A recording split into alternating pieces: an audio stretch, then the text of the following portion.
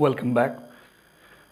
Today we are going to begin with the various dynasties of England that is very important for all the students, whether preparing for NET, General MA, BA, Honors or whatever. मतलब अगर history of English literature को समझना है तो हमें chronological order में जो वहाँ का मोनार्की है, राजतंत्र है और कैसे कैसे उनके जो डायनेस्टी हैं वो आगे बढ़े और कौन कौन शासन किए, क्या उसका प्रभाव रहा सोशल पॉलिटिकल लिटरेचर में, उसको हम जानेंगे। पिछले लेक्चर में हमने थोड़ा सा बताया था कि अंग्रेज़ों की जो इतिहास है वो लगभग 1500 साल सम मोर ईयर्स ही है, इससे ज़्यादा नहीं है। और इतने कम समय में वो विश्व विख्यात हो गए, उसका एकमात्र कारण था पॉलिटिकल और एजुकेशनल जो अपहीवल हुआ, एक ड्रास्टिक चेंज जो आया राजतंत्र के चलते, बेहतर शासन के चलते वो, और दुनिया में लगभग सभी देशों पर उन्होंने अपना साम्राज्य स्थापित किया, गुलाम बनाया, राज किया, उसके कारण ये विश्व विख्यात हैं। तो हमारा जो राजतंत्र की शुरुआत होती है एक ब्रॉड स्केल पे, वो है 1066 से, Norman kings and the Plantagenet house family.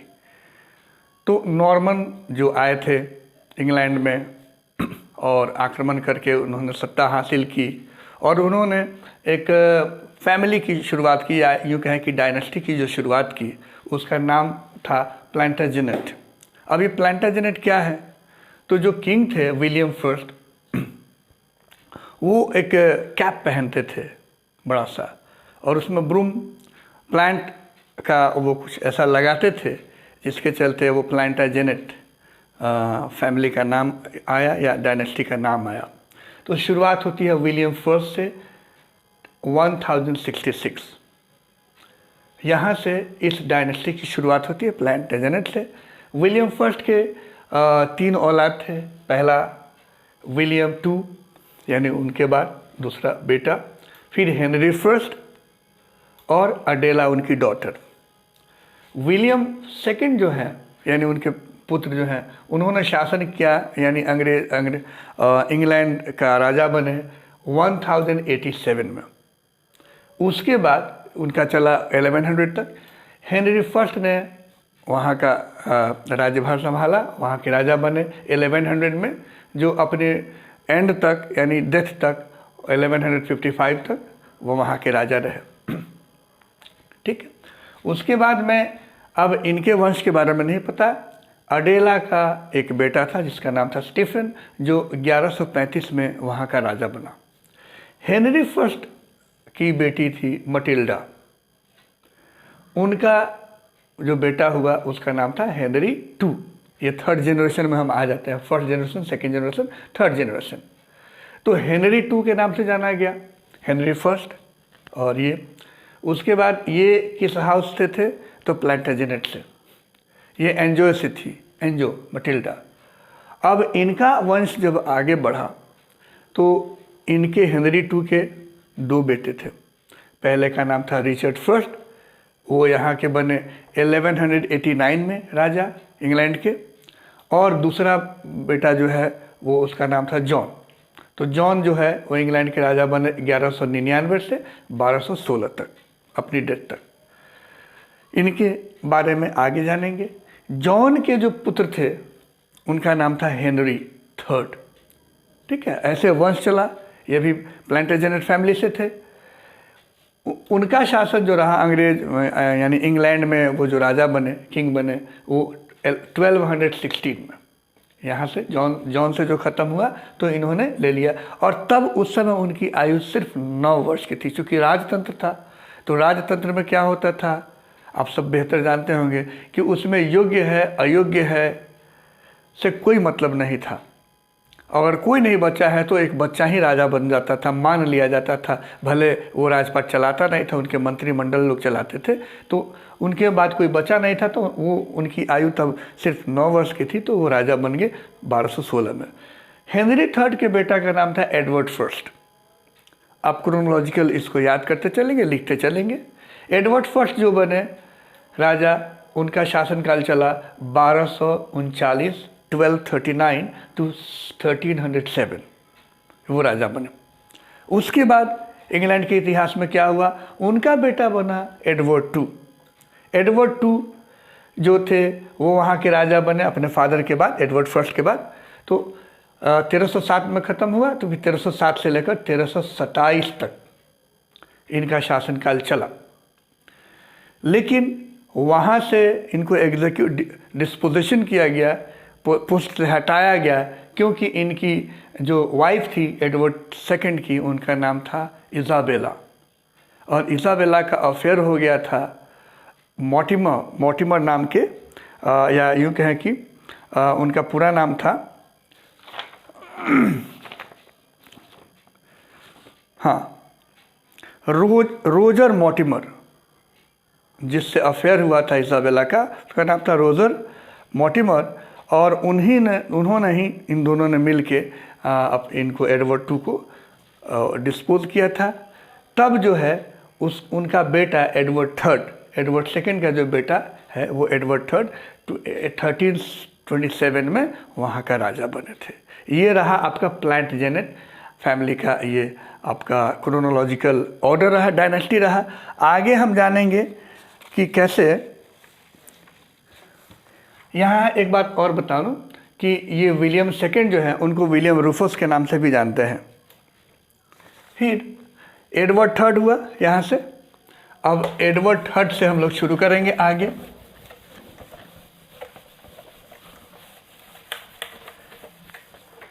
आपको पता है कि एडवर्ड थर्ड तक खत्म हुआ। एडवर्ड थर्ड जो बने 1327। अब ये जब क्लेम करते हैं इंग्लैंड के राजा के तौर पे, तो क्या होता है, उसके बाद फिलिप फोर्थ ऑफ फ्रांस आते हैं। फिलिप फोर्थ,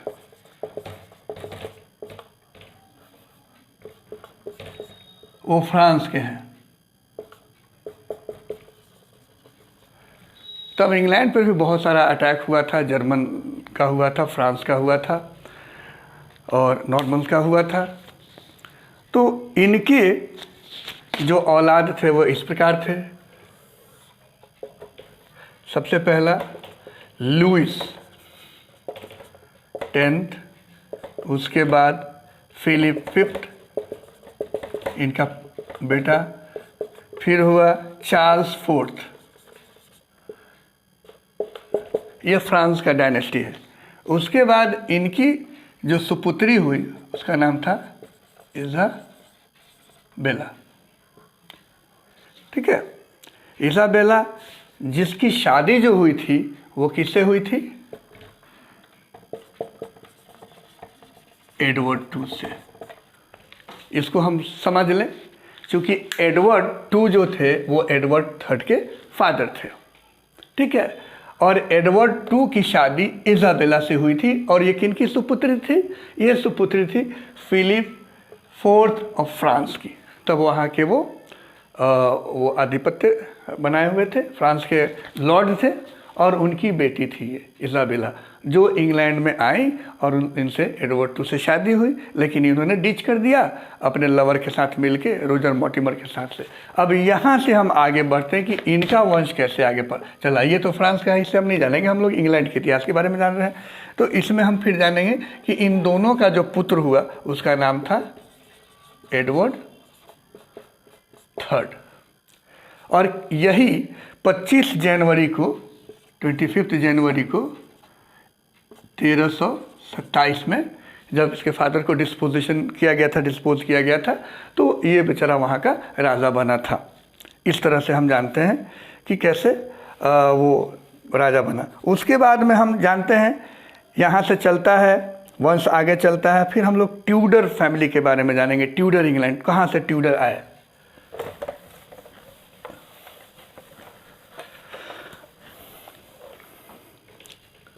ट्यूडर ठीक है। अब प्लांटजन फैमिली के बाद ट्यूडर इंग्लैंड आता है, जो चलता है 1455 से 1485। नहीं, ये 1485 से 1603 तक चलता है, इस तरह से चलता है ये पूरा ट्यूडर का। यानी इन लोगों का जो वंश चलता है वो ऐसे चलता है। अब ट्यूडर कौन से? तो they were the royal dynasty. Tudor जो थे रॉयल डायनेस्टी थे, with began with king Henry 7। यानी इसके जो शासक बने ट्यूडर, वो हेनरी 7 से शुरुआत होता है। Exceeding the throne of England, Wales and Ireland in 1485। उस समय अकेले वो वेल्स के, आयरलैंड के और इंग्लैंड के राजा बने, और जो समय था वो था 1485, और उस राजा का नाम था हेनरी 7। ठीक है, हेनरी 7 कब से कब तक बने?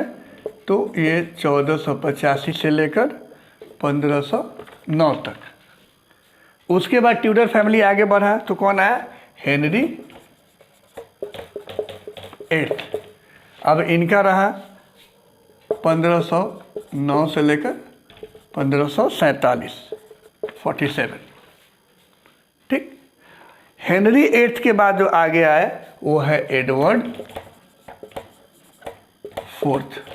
याद करिए, प्लांटजेनेट फैमिलीज में एडवर्ड 3 जो था, एडवर्ड 3 के बाद यहाँ पर एंटर हो जाता है एडवर्ड 4 इसमें, ये भी ट्यूडर। तो इनका जो रहा वो 1547 से लेकर 1553 तक, 1553 तक चला। ठीक है। उसके बाद एडवर्ड 4 के बाद आती है मेरी फर्स्ट।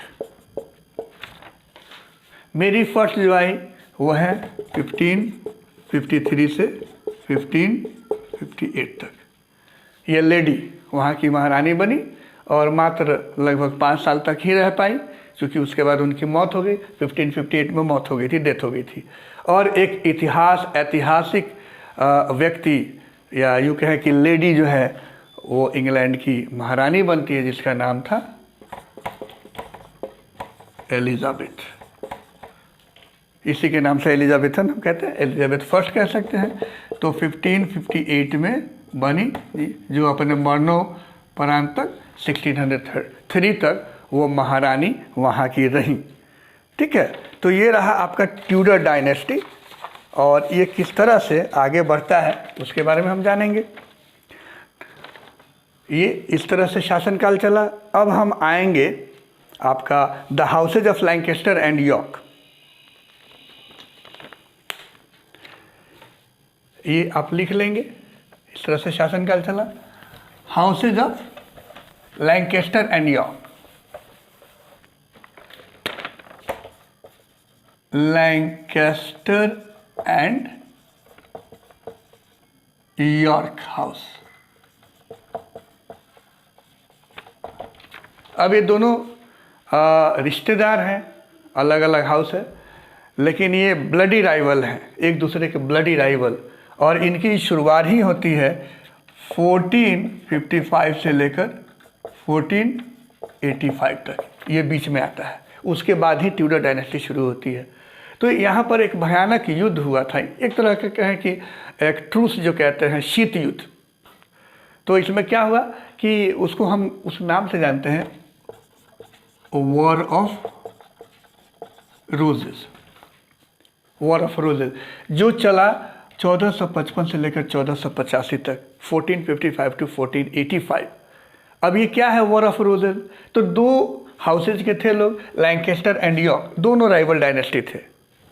अब जो पब्लिक, जो जनता लैंकेस्टर को सपोर्ट करती थी, वो लोग वाइट रोज लेकर अपना, बिना कुछ बोले वाइट रोज लेके आ गए, तो लोग समझ जाते थे कि ये लैंकेस्टर के हाउस के समर्थक हैं। और जो रेड रोज लेके आ गए चुपचाप, वो यॉर्क के समर्थक थे।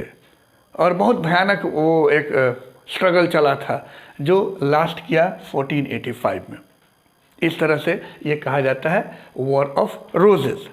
अब यहाँ से फिर से हम लोग रिकैप करें तो कौन थे, कहाँ छूटा था, एडवर्ड थर्ड, याद करिए 1327।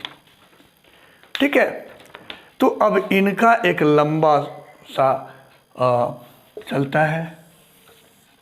एडवर्ड थर्ड में कौन कौन आते हैं, Edward the black Prince, Edward the black Prince.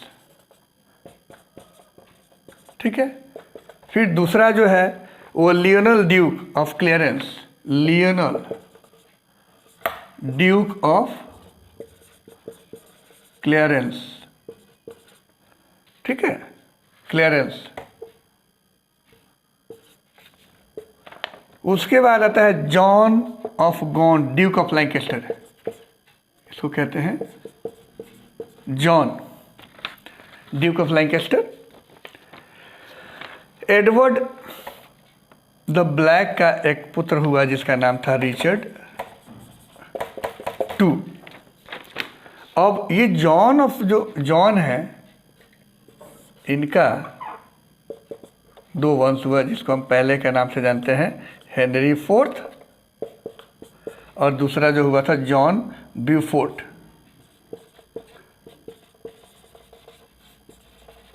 John Beaufort, Henry fourth ये इनका है, जॉन का बेटा। ठीक है, तो हेनरी फोर्थ के बाद इनका पुत्र हुआ, उसका नाम था हेनरी फिफ्थ, और हेनरी फिफ्थ के पुत्र का नाम हुआ हेनरी सिक्स्थ। ये खत्म हुआ यहाँ पर। अब जॉन ब्यूफोर्ट जो थे उनके पुत्र का नाम था जॉन ड्यूक ऑफ सॉमरसेट। ठीक है, उसके बाद इनकी जो सुपुत्री हुई उसका नाम था मार्गरेट ब्यूफोर्ट। ठीक है, और इनके बेटे का नाम जो हुआ वो हेनरी सेवेंथ था। यहीं से हमने देखा था हेनरी सेवेंथ से जो ट्यूडर डायनेस्टी की शुरुआत होती है, हेनरी सेवेंथ से यहाँ फूटा। अब देखिए, अब एडवर्ड थर्ड का एक और जो बेटा था उसका नाम था एडमंड, एडमंड। ठीक है, वो यॉर्क हाउस का था। एडमंड जो था वो, इसको हम मिटा के जरा इधर लिख दें, एडमंड कौन था, यॉर्क हाउस का था, यॉर्क। ठीक, और एडमंड का बेटा जो था वो था Richard earl of Cambridge, Richard earl of Cambridge.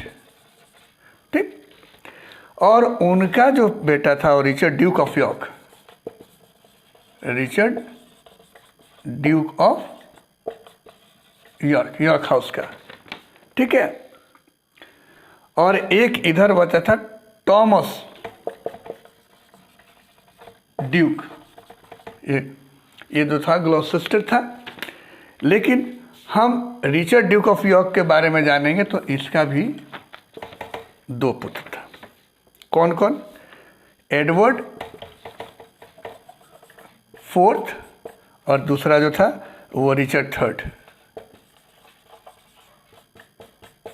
ठीक है, अब ये यॉर्किश जो था एडवर्ड फोर्थ वो यॉर्क डायनेस्टी का था, तो वो 1483 ईस्वी में डेथ हो गई थी, 1483 ईस्वी में।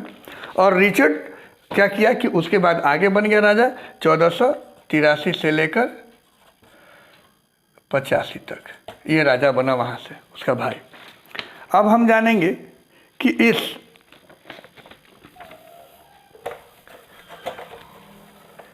रिचर्ड एडवर्ड फोर्थ का जो था, एडवर्ड फोर्थ का जो था दो, वो कौन कौन था? एक तो बेटी थी एलिजाबेथ, ठीक है, वो भी यॉर्क की थी, और उनका बेटा जो था वो दूसरा एडवर्ड फिफ्थ। ये एडवर्ड फोर्थ का बेटा एडवर्ड फिफ्थ और बेटी का नाम था एलिजाबेथ, वो यॉर्क हाउस की थी। अब इस एलिजाबेथ की जो शादी है वो हेनरी सेवन से हुई थी, ठीक है, हेनरी सेवन से शादी हुई थी, याद रखें। तो अब इन दोनों का जो पुत्र हुआ वो था हेनरी एट्थ, जो राजा बना 1547 में, ठीक है, और हेनरी सेवन जो था वो 1485 में, वही ट्यूडर डायनेस्टी, याद करिए 1485 से लेकर 1603 तक। तो इस तरह से इनका वंश चला आगे। फिर हम एक बार ट्यूडर डायनेस्टी को समझ लें, कैसे ये एंटर किया। अब देखिए,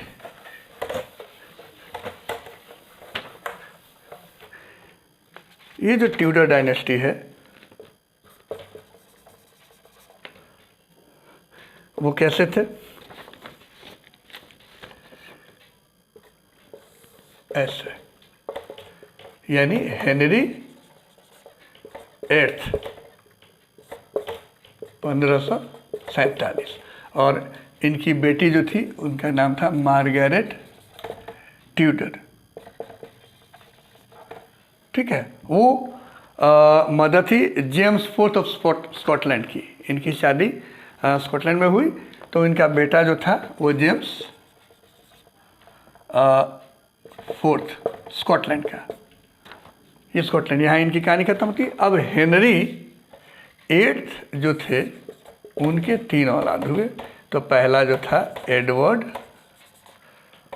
सिक्स्थ, दूसरा हुआ मेरी फर्स्ट, ये बेटी, और उसके बाद एक और जो थी वो एलिजाबेथ फर्स्ट, ठीक है। ये ट्यूडर का वंश ऐसे चलता है। तो ये जो है एडवर्ड फोर्थ जो है वो 1537 से लेके 1553 तक शासन किया इंग्लैंड का। उसके बाद इनकी बहन मेरी 1553 से लेकर 58 तक शासन की। इनकी मौत हो गई 58 में। तो फिर 1588 1558 58 से लेकर 1603 टिल डेथ वो महारानी बनी, और ये ऐतिहासिक लेडी बनी। ये रहा आपका ट्यूडर का डायनेस्टी का, इसके बारे में हम पहले बता चुके।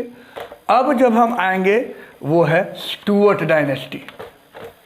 स्टुअर्ट डायनेस्टी इंपॉर्टेंट है। द स्टुअर्ट डायनेस्टी, अब यहाँ ये शुरू होता है 1603 से लेकर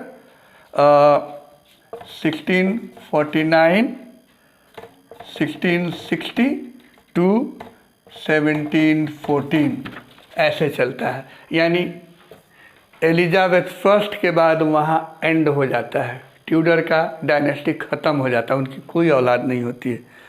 एलिजाबेथ फर्स्ट ने शादी ही नहीं की। उसके बहुत सारे कारण, इस पर रिसर्च का विषय, रिसर्च हुए भी, आखिर क्यों नहीं शादी की। ऐसा नहीं था कि उनके योग्य कोई वर नहीं था, खुद इतनी कुशल थी, बहुत सारे रीज़न थे। वो इंग्लैंड को बर्बाद होते हुए नहीं देखना चाहती थी, तो इसलिए अपने पूरी जीवन को उन्होंने झोंक दी थी। तो ट्यूडर डायनेस्टी वहीं से ख़त्म हुआ। स्टुअर्ट डायनेस्टी एग्जिस्टेंस में आया 1603 से।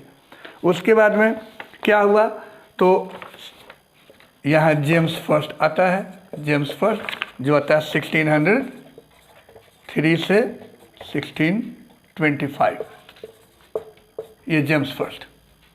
जेम्स फर्स्ट के बाद आता है चार्ल्स फर्स्ट। ये कैरी फॉरवर्ड करता है 1625 टू 1649, इंग्लैंड का राजा। उसके बाद में आता है द कॉमनवेल्थ। कॉमनवेल्थ ये चलता है 1649 टू 1653। तब आता है प्रोटेक्टोरेट।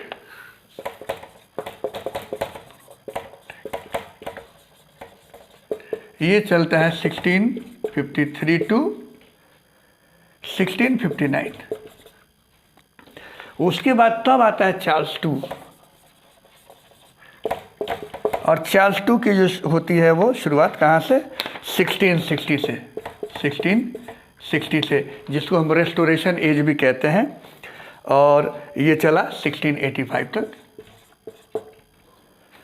तब आता है जेम्स टू। जेम्स टू की जो शासनकाल चलते हैं वो 1685 से लेकर 1688, ठीक है। उसके बाद आता है मेरी टू। मेरी टू यानी मेरी फर्स्ट की बेटी, and William three, and William three, ये हस्बैंड वाइफ है, और दोनों मिलके शासन जो करते हैं वो 1689 टू 1694 तक, ठीक है, यानी मेरी। और उसके बाद में विलियम थ्री खुद अकेले, उनका जो शासन काल रहता है मेरी की डेथ के बाद, वो क्या है 1689 से लेकर 1702 तक। और एनी जो रहती हैं उसके बाद वो 1702 से लेकर 1714 तक ये स्टुअर्ट डायनेस्टी चलता है इस तरह से, ठीक है। अब हाउस ऑफ स्टुअर्ट को हम लोग समझ लें कैसे चलता है।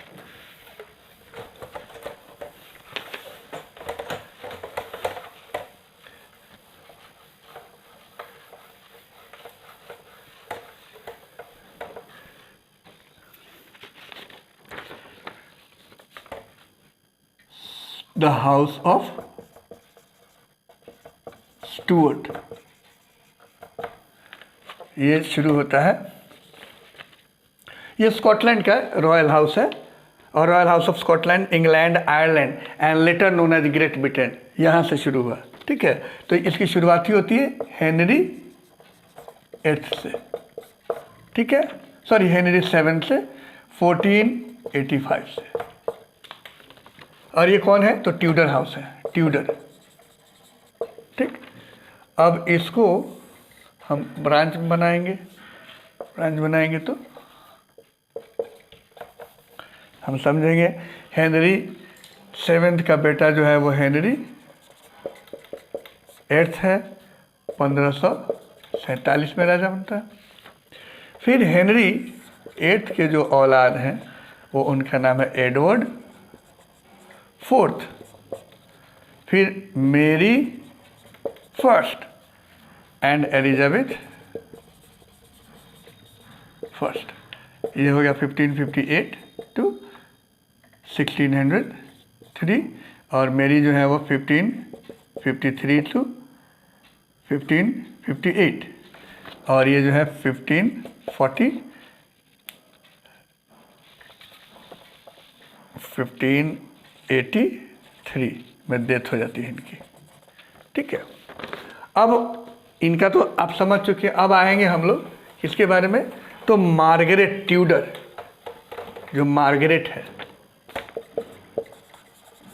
मार्गरेट ट्यूडर जो है, इनकी शादी होती है जेम्स 4th से, जो ये स्टुअर्ट हाउस के रहते हैं, याद रखिए, ये ट्यूडर हैं और ये स्टुअर्ट, ये दोनों की शादी होती है। तो इन दोनों के जो औलाद होते हैं, ठीक है, इन दोनों के जो औलाद होते हैं वो यूं हैं, मेरी क्वीन ऑफ स्कॉटलैंड, ठीक है, ये स्टुअर्ट की हैं। इनके जो औलाद होते हैं वो जेम्स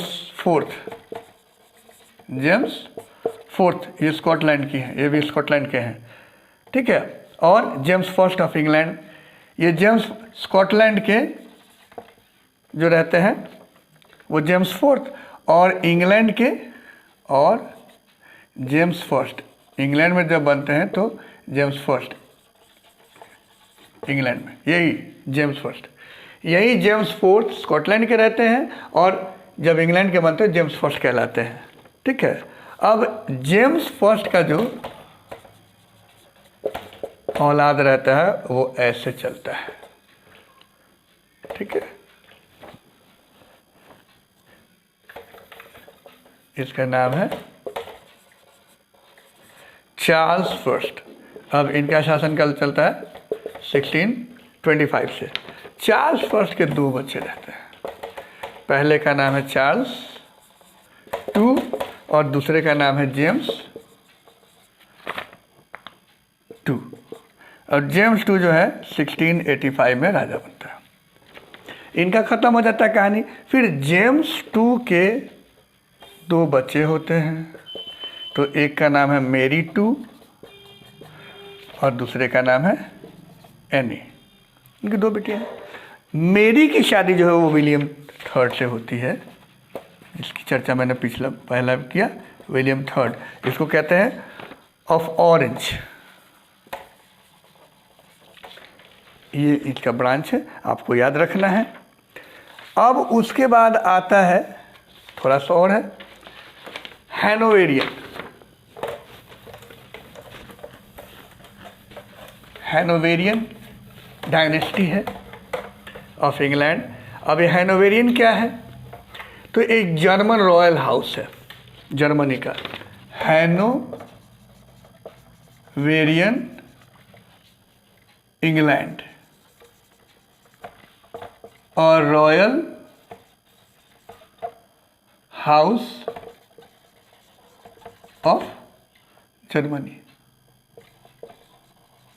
ठीक है, जर्मनी का है। अब ये जो है इसकी शुरुआत होती है किससे? तो जॉर्ज फर्स्ट से, और ये हम लोगों ने छोड़ा था 1714 से चला 1727। फिर जॉर्ज सेकंड, फिर जॉर्ज थर्ड, फिर जॉर्ज फोर्थ, और जॉर्ज फोर्थ के बाद आ जाते हैं विलियम फोर्थ, और विलियम फोर्थ के बाद तब आती है क्वीन विक्टोरिया, ऐसे, ठीक है। अब जॉर्ज सेकंड जो है वो 1725 से लेकर 1760 तक, और 1760 से लेकर ये जॉर्ज थर्ड आते हैं, तो ये रहता है 1820 तक। फिर जॉर्ज फोर्थ जो है 1820 से आगे बढ़ते हैं, तो ये आ जाते हैं 1830 तक, 10 साल। और विलियम जो है यहाँ पर, विलियम फोर्थ जो है वो 1830 से आगे बढ़ते हैं, तो 1837 में ख़त्म होते हैं। उसके बाद विक्टोरियन एरा शुरू होता है। क्वीन विक्टोरिया जो है वो महारानी बनती है इंग्लैंड की 1837 में, जो चलता है 1901 तक, यानी 20वीं सदी की शुरुआत होती है with the death of queen Victoria 1901, ठीक है। अब जो है ये इनका कैसे कैसे चलता है ये हम देखेंगे। जेम्स फर्स्ट यही बनता है, जेम्स फर्स्ट, ये 1603 में किंग बनता है, और ये स्टुअर्ट डायनेस्टी का रहता है, ठीक है। अब इनके हम ब्रांच बना लें ज़रा, तो चार्ल्स फर्स्ट 1625 ये बन जाता है राजा, और यहाँ एलिजाबेथ जो स्टुअर्ट रहती है, स्टुअर्ट डायनेस्टी की, ठीक है। इसके बारे में बाद में जानेंगे। चार्ल्स फर्स्ट का जो है वो कैसे कैसे इनका चलता है बच्चों का। तो पहला जो आता है चार्ल्स सेकंड, इनका बच्चा चार्ल्स सेकंड। दूसरा जो है वो एनी हाइड, बेटी है एनी हाइड। फिर तीसरा जो है वो जेम्स, ठीक है, जेम्स टू। और फिर है मेरी ऑफ मडेना,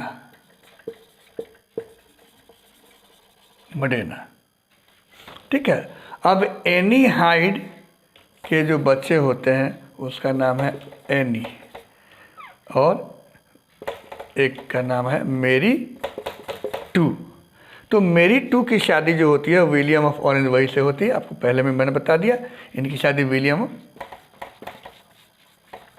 ऑफ ऑरेंज से होती है, विलियम इनका थर्ड नाम है, इनकी शादी होती है।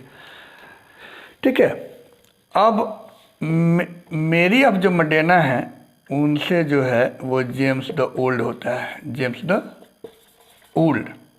ठीक है, ये प्रिटेंडर है और इनका जो बच्चा होता है वो नाम है चार्ल्स द यंग।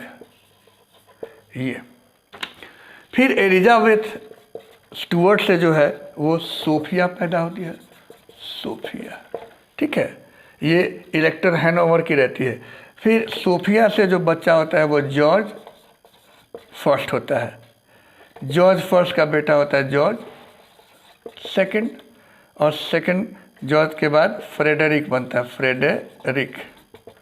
ये प्रिंस ऑफ वेल्स रहता है, प्रिंस ऑफ वेल्स रहता है।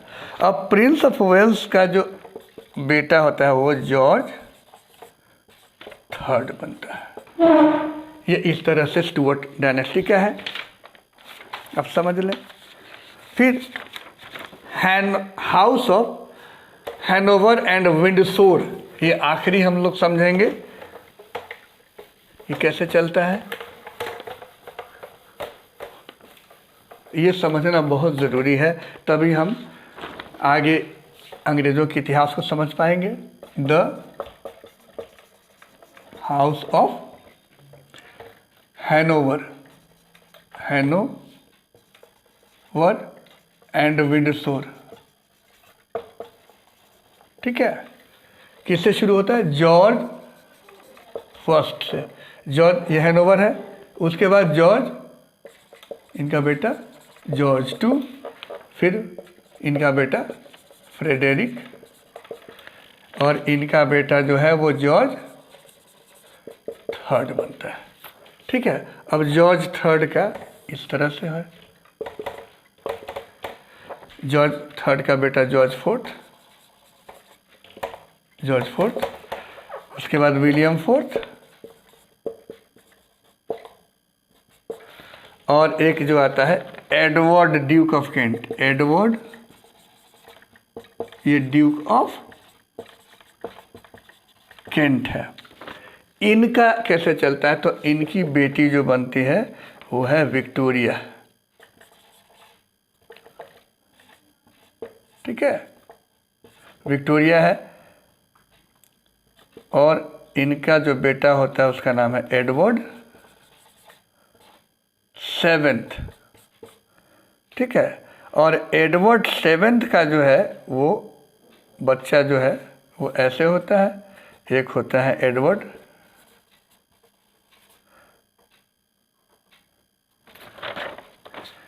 विक्टोरिया